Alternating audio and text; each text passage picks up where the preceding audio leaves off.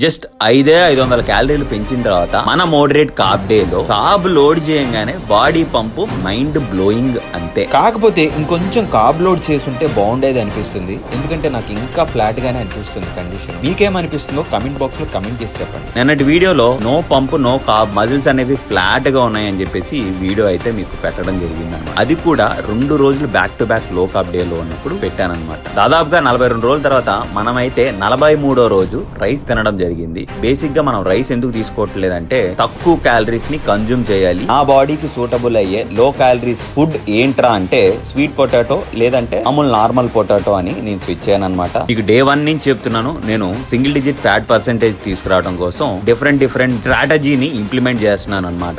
ఈ జర్నీ అంతా చూస్తే మీకే అర్థమవుతుంది అసలు నేను ఏం చేస్తాను, ఎలా ముందుకు తీసుకెళ్తున్నాను నా ఫ్యాట్ లాస్ జర్నీ అనేది అర్థమైంది. రేపైతే రీఫీడ్ డే అనమాట.